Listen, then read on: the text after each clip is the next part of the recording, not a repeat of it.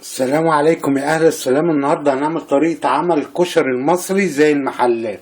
معانا حمص منقوع قبلها بليلة، معانا توم مفروم، معانا مكرونة صغيرة، معانا مكرونة طويلة، معانا شعرية، معانا صلصة بوريه وخل وعصير طماطم، ومعانا رز وعدس بجبة. ويلا بينا يا قشطة نشوف الطريقة هتتعمل ازاي. وطبعا انا عملت هنا البصل اللي هو بتاع الكشري، طبعا ده انا هعمله اللي هو بتلاقيه على الكشري. تمام، يلا بينا يا قشطة نشوف الطريقة الجميلة دي، طريقة عمل كشري المصري ازاي زي المحلات. طبعا المكرونة دي هسلقها مع المكرونة دي لوحدها في حلة، وهعمل الشعرية مع الرز برضو. طريقة عمل بصل الكشري المقرمش زي المحلات.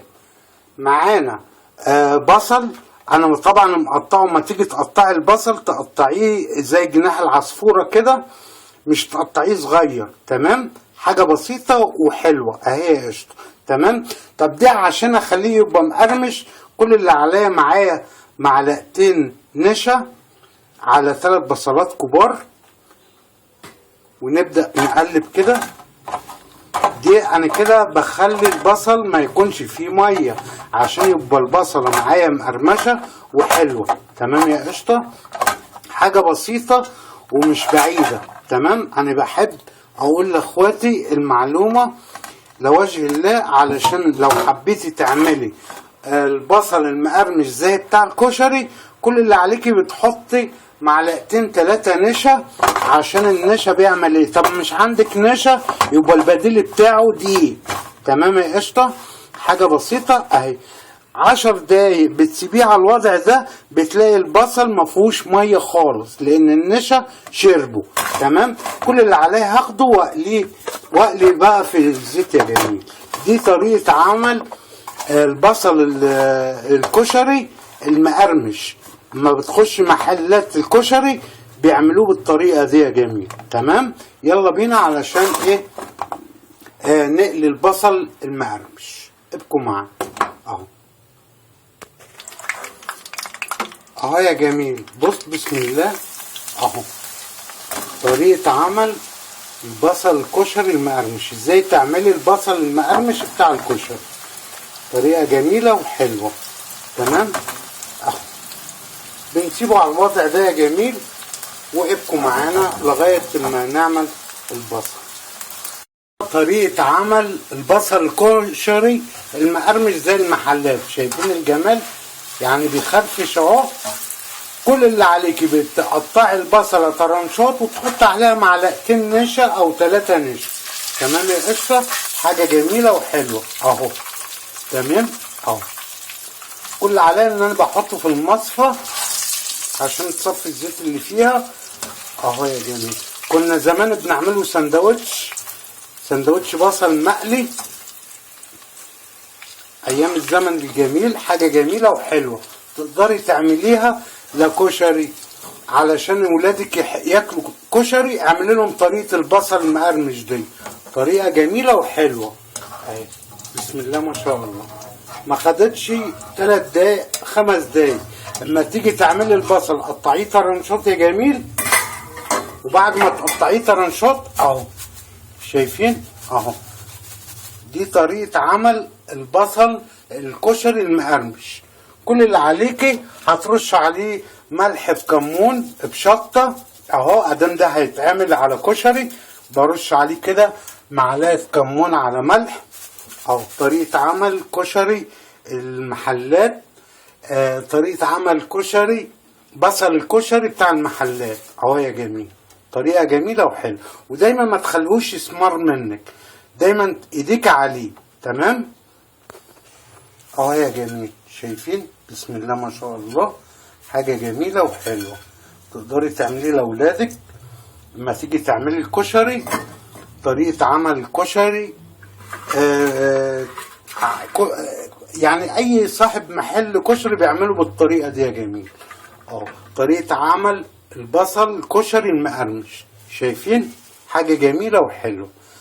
اتمنى يكون عجبكم الحلقة.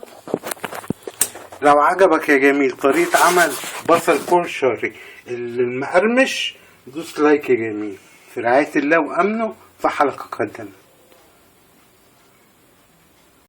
أعمل الصلصة الحمراء بتاعت الكشري المصري. معانا بصلة كده بنحطها،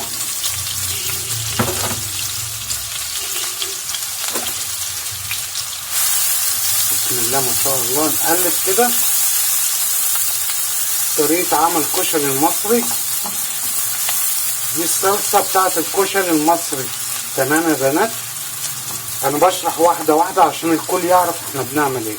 دي طريقة عمل الصلصة الحمراء بتاعت الكشري. تمام. بصلة قطعتها صغير، معانا عصير طماطم، بس هننتظر بس ابقوا معانا لغاية ما البصلة دي تتحمر شوية. وهي داخلة على التحمير كده معانا فصين توم مفرومين بحطهم معاها. الله على الريحة والجمال. طريقة عمل الكشري المصري.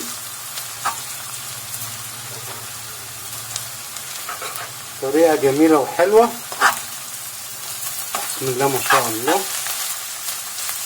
اسهل طريقة لعمل كشري المصري اهو.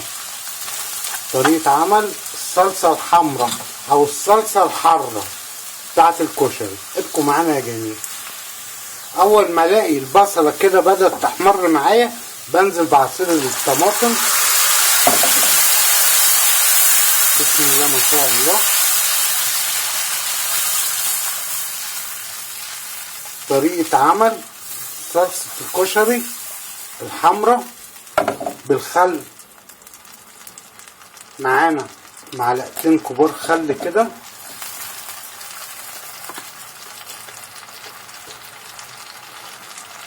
معانا كمون، معلقة كمون حلوة كده. وبعدين بديها كزبرة ناشفة، معلقة كزبرة ناشفة. بديها معلقة شطة بس معلقة صغيرة، يعني ما تكونش حارة علشان ولادك. بص المعلقة قد ايه، يعني حوالي ربع معلقة شاي شطة. تمام. بنحط على الصلصة دي مكعب مرقة. بدل ما احط ملح بحط مكعب مرقة كده، بيخلي الصلصة دي تبقى مززة وحلوة. تمام. ونقلب يا جميل.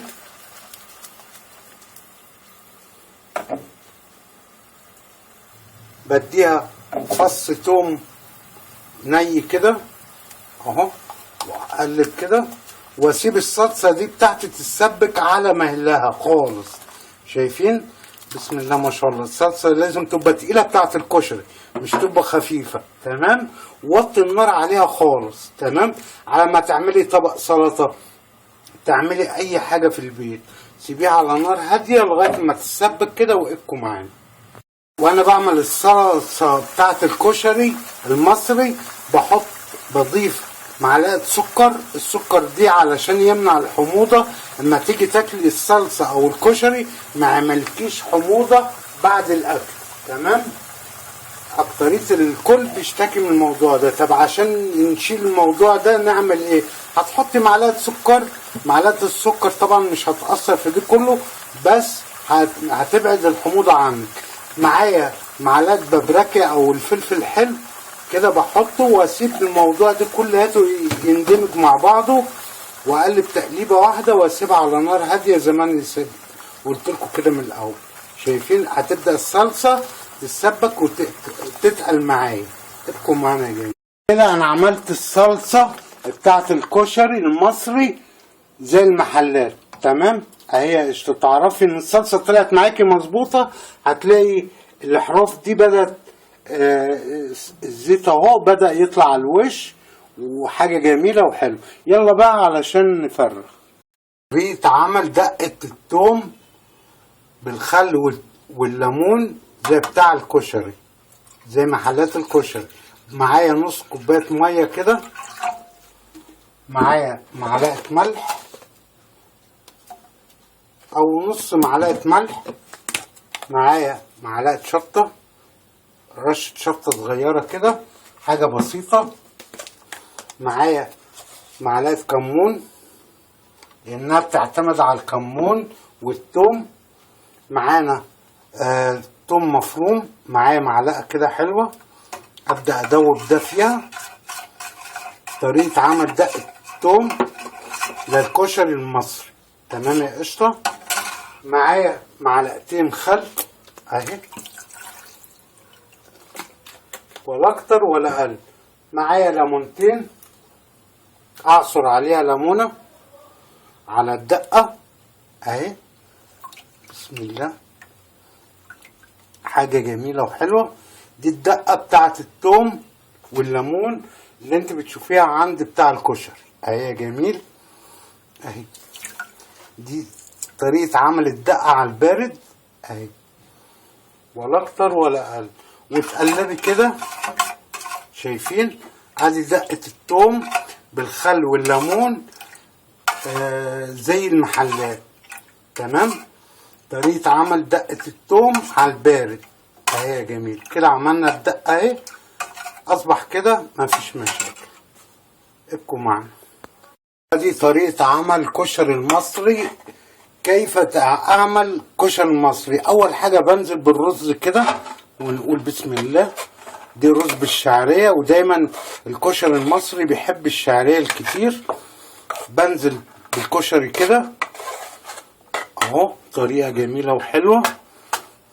بنزل بعد الكشري على طول بنزل بالعدس بجبه اهو، بسم الله ما شاء الله. بقلب دي كله في بعضه كده. طريقه عمل الكشري المصري زي المحلات. بنزل عليه المكرونه بسم الله ما شاء الله اهي، واقلب عشان كله ياخد من بعضه. طريقه جميله، تقدري تعملي الاكله دي بسم الله ما شاء الله، ممكن تكفي 15 واحد في البيت، تمام. طبق الكشري النهارده وصل، اصغر طبق كشري وصل ل 25 جنيه، يعني تقدري تعملي طبق الكشري دي في البيت، تمام. بنزل عليه بالمكرونه بتاعتنا الجميله بسم الله ما شاء الله اهي. نوعي وصنفي وخلي ولادك ياكلوا وجوزك ياكل. طريقه جميله وحلوه، تمام. ربنا دايما يعود عليكم بالخير والسعاده. وبنزل بالمكرونه كده، بنزل بالحمص، طريقه جميله وحلوه. ايه رايكم؟ يا رب يا رب الحلقه دي يعني تحقق لي اللي انا نفسي فيه. لو عجبتك طريقه جميله وحلوه اهي، يعني بسم الله ما شاء الله. هتقلبي دي كلها ببعضه يا جميل. واهم حاجه اهي، بنقلب دي كله، الاحمر مع الابيض مع الاصفر. ادي العدس ابو جبه، بتحطي كده من فوق شويه وتقلبي من فوق لتحت كده. خليكي اكيله. يا سلام بقى لو جبت معلقه صلصه، تقلبي كله كده ببعضه بسم الله ما شاء الله. ادي طريقه الكشري بتاعت المحلات. عملت كل حاجه وبمزاج، حاجه حلوه وجميله. ولادك هيتبسطوا منها وجوزك هيتبسط منه اهي. بتقلبي، اهم حاجه التقليب عشان كل ياكل ويشرب من بعضه. الصلصه اهي، طريقه عمل كشري بتاع المحلات اهو يا جميل اهو. يا رب تكون الحلقه تعجبكم تنال رضاكم. وعملت جنب الكشري ده ممكن تعملي بطاطس، تعملي بتنجان مخلل، تعملي طماطم مخلله، زي ما انت تحبي، تمام يا جميل. وبروح نازل كده بمعلقتين صلصة كده على الوش اهو.